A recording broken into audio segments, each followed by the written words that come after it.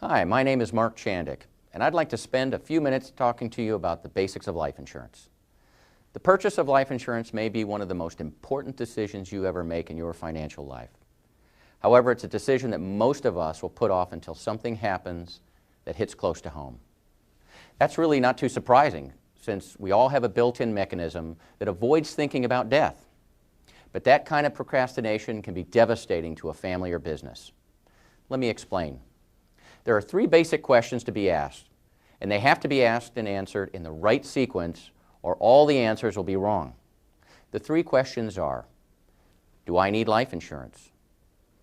How much do I need? What kind should I buy? Let's take them one at a time. First, do I need life insurance? The quick and easy answer is that if someone will suffer financially when you die, you need life insurance. That could mean your family, perhaps aging parents, or maybe even your business partner and employees.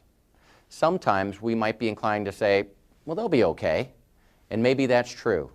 But it's important to remember that we don't get a chance to change our minds once we're gone. We need to face reality while we can do something about it. The second question is, how much should I have? Some experts recommend a rule of thumb that runs anywhere from 5 to 20 times your annual income. Obviously, with that kind of spread, the rule of thumb isn't very helpful. So how do you determine if you need $100,000, $250,000, $500,000 or more in life insurance coverage? The best way to figure out what you need is to have an insurance professional conduct what's called a financial needs analysis. Here's how it works. You'll start by gathering all of your personal financial information and estimating what your family members would need after you're gone to meet their financial obligations. To calculate this figure, you'll need to think through three types of expenses. First, your immediate expenses, such as funeral expenses, uncovered medical costs, taxes, and outstanding debts you want paid when you die, such as automobile debt and credit card bills. Second is ongoing expenses, which is basically money for your family to live on for a specific period of time.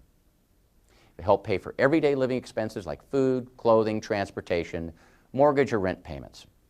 And finally, life insurance proceeds can be used to fund future expenses, such as money to fund a college or retirement savings plan. After you've figured out your family's needs, you'll then want to tally up all of the resources that your surviving family members can draw on to support themselves. This would include things like your spouse's income, savings you've accumulated, and any life insurance you already own. The difference between your family's needs and the resources in place to meet those needs is your need for additional life insurance. Let me share a story with you that illustrates the value of properly calculating the need for life insurance in a very powerful way. Early in my career, I was working with a physician in Southern California who was very busy and didn't give me any time to help him determine the amount of life insurance that was appropriate for his family. Rather, he asked me to simply sell him a $500,000 policy. I complied with his request, only to read several months later that he had been killed by a hit-and-run driver while changing the tire on the side of the freeway. I took great pride in being able to deliver the much-needed cash to the family, only to be shocked to learn that the doctor had 9 children, 3 of whom were in college at the time. I distinctly remember sitting in a room with his wife and all of his children when they collectively asked me, "Is this all there is?" I felt badly that I hadn't found some way to break through to the man and convince him to approach the process the proper way.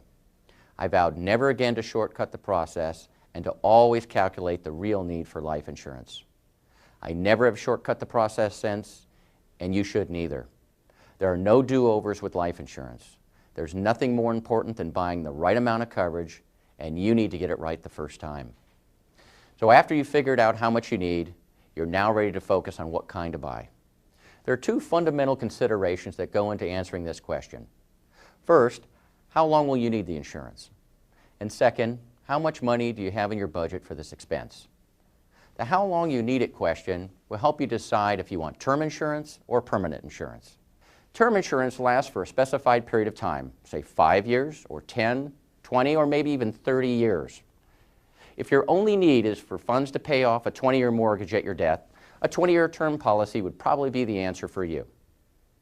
Or if you're concerned about providing funds to take care of your aging parents in their later years, a 5 or 10-year term policy might do the job. The shorter the period of time the policy lasts, the lower the premium. But once the term period is over, you'll have to pay a considerably higher price to maintain it if you want to do so. And you may well have to take another insurance physical to qualify all over again. That means your health must still be good and that you haven't taken up piloting, skydiving, or vehicle racing. Declining health or a dangerous job or hobby can significantly increase the cost of insurance and sometimes can make coverage unaffordable or even unavailable. That leads me to the second kind of insurance, permanent insurance. Permanent insurance is what the name implies. It's with you for life, no matter how old you are when you die. The premiums are projected to remain level over your lifetime, and in some cases can be designed to stop at retirement while your coverage remains in force for life.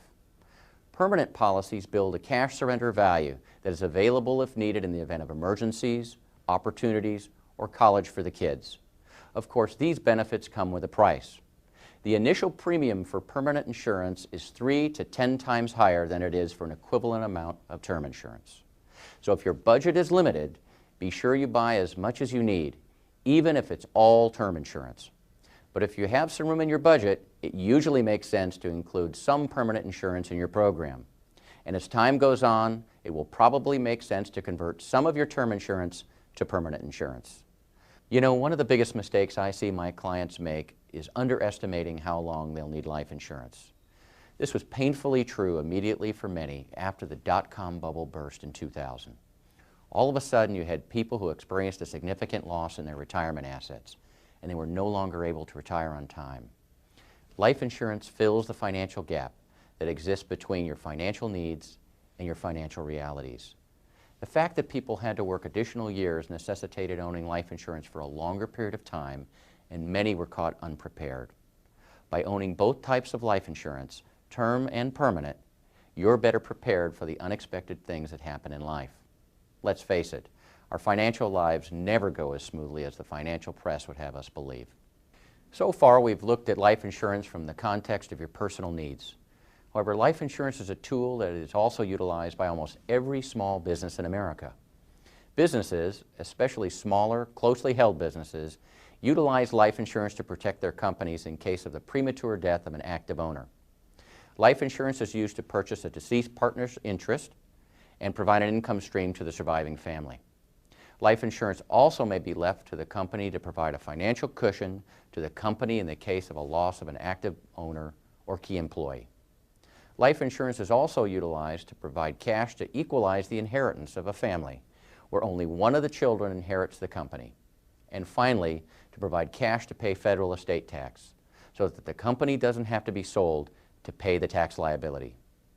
These uses of life insurance keep businesses in business, families financially secure, and Americans employed. So there you have it.